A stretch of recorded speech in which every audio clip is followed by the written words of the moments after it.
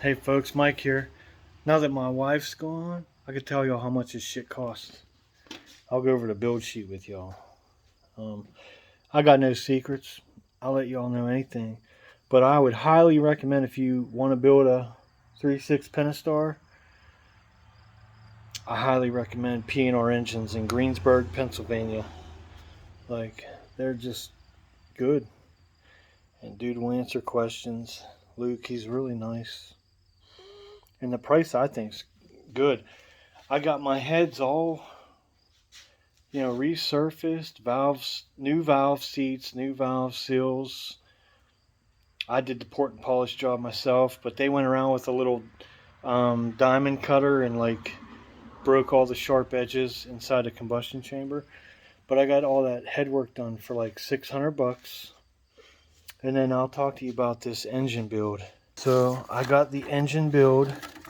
The first thing we did was they did forged sleeves. Sorry, this sheet's a little different than the other one I have, the original copy. Yeah, so they did milling flange cylinder sleeves, 0.185 wall, which I'm pretty sure that's like 3 to 5 times thicker than stock sleeves. Now they have to bore it a little bit for the pistons, but then there's a flange on top of that, so they're pretty stout. They're like 6 times stronger than the factory sleeve, and they were only, look, $314.88 for the sleeves, and then the labor, which my bill for just the sleeves come out to $18.50. So then after the sleeves were done, so I paid for like the sleeves, and then I was like, you know what, can you just build me forged pistons? You just build forged pistons for me, and give me an estimate. So we're like 15, about $250 per piston, which comes to like $1,500. So I was like, all right, let's do it, because there's another company out there and I don't want their stuff. So I went to the extent of having my own pistons built, just to avoid them, because of a head stud issue that I don't agree with. But anyway, yeah, here we go. Wiseco custom piston set. There's the job reference number. Now I don't know if you could call Wiseco and reference that number and get a set for yourself.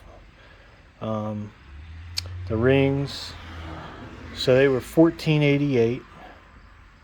Okay, there's some connecting rod bearings, main bearings, thrush washer. There's those prices. Not bad. I think the prices are really good, if you ask me. I've seen forged engines cost a lot more than this. And I have to say again to Brian Scott for hooking me up with the max speeding rods. Now they're not top of the line rods, but they'll be more than good enough for what we're doing. So just, follow me, see how these rods handle, because why spend $2,000 for rods if you're not going to go beyond 800 horsepower? You know what I mean? Like, get the $600 rods and be happy. So back to this sheet. All right, here's all this. There, I'll zoom out and pause so you can pause it and look it over if you want to, because I'm not going to go into detail. But I will tell you, there's block machining, crankshaft service, then the assembly of the short block. And here's the prices. So the total, even with so this includes the flange sleeves, was $4,062. This includes the sleeves and the pistons and all the work. So counting the heads, counting the head work that I had done, I got $4,600 into approximately 800 horsepower, engine. Now, will something else give out? Yeah. The builder feels like the head gaskets are going to be next if anything goes. So I'll take that. It's almost like Brian Scott told me, that's like having a fuse blow. You know what I mean? It's better than breaking the engine. So there was something else I wanted to go over. Show you the build sheet again. There we go. $4,062.68 for forged pistons, flanged sleeves from milling, and then all the work and labor to put it all together. Now, when I do this, I wanted to show you guys these. I love these. And they're little adapters you put on your wrenches, or your ratchets, sorry, to make them torque ratchets. They call them torque wrenches, but shouldn't they be called torque ratchets? Whatever. Either way, these little guys are awesome. So I had the 1/2-inch one I got last time when I put the heads on the car. So today I realized I was going to work with a lot more smaller bolts. So I went and got the 3/8 drive, and I want to show you guys. I just love this tool. Like, Quinn got something good here. They make 1/2-inch, 3/8, and then 3/4 inch. But I didn't even take the sticker off. This is the first I've had it out of here. And so yeah, you put this on. I didn't pull the battery sticker. It'll actually show you torque as it's being applied too. So it's not only just telling you where to stop, it's showing you what your active torque is on the tool. So it's awesome. When I do my head studs, I set it to 90. Well, you can do stages. I'm sorry, I'm getting ahead of myself. You can do, you know, a setting 1, a setting 2, a setting 3, setting 4. And then each one of them, like if you're doing head studs, you can set the first one for 10 foot-pounds. Set the next one for 30 foot-pounds. Set the next one for 60 foot-pounds. And set the final one for, you know, 90 if you go to 90. So I really like this. And then it beeps whenever you're at the torque, so you can let off. I like it.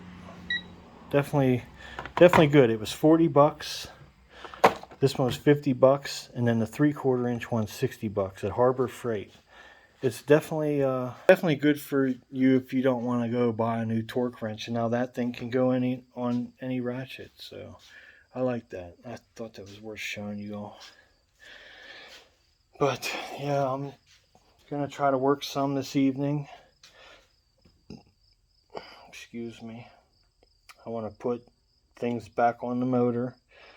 I really can't put the heads on the motor, excuse me, man, until I get the motor in the car, because clearance issues. It's just a lot easier to put the motor in and have all that area on the top, and reach down and around, especially for like the exhaust manifolds. I'm sorry, not exhaust manifolds. The starter, the AC compressor, the alternator, all that stuff's easier to put on when you don't have the heads on. So I'll put all that stuff on first. The heads will be almost the last thing I put on. Then it'll be the intake and whatnot. So I got a good weekend, a couple weeks of work here. We'll see where I get Sunday, but my idea is to set up a tripod, you know, set my tripod up in this area, maybe in landscape, and I'm just gonna go to town and record it, and I hope y'all will like it. So hey, if you want an engine built, go to Pentastar Engines. They do everything from drag race to just everyday motors for your car. Like, they do it all. And they're in Greensburg, Pennsylvania. That's all I got right now. Please like, share, subscribe. 4,600. Oh, that's what I wanted to talk about. Damn it. My brain's scattered. Sorry. But I want to talk about the fact that the reason I went this route, because I looked, like, used junkyard engines went up a lot. Like, a couple years ago, if you wanted one, you'd be looking at $1,000 to $1,500. Now for one, you're looking $3,000. If you want a low mount one, you're looking at $4,500 in my area. And then I was looking at Jasper rebuilds that are new. They're like $7-8 grand, and then you have to have someone else put it in. Like, they won't, as far as I know, because I contacted them, They won't let you just get the motor, buy it, and put it in. Like they want some service place to do it. So it's probably 9 to 10 grand after labor rates. So I felt like, you know what, I'll build my engine the way I want it for the boost that I want, and I think doing that and having pretty much a new motor in my eyes for $4,600 to me seems like a good deal. Now, yeah, it could fail, break. I mean, anything could happen. We could all freaking perish tomorrow, but it doesn't matter. I feel like I made the better choice financially. So we'll see. I'm shooting for those low 11. A high 10 would be awesome.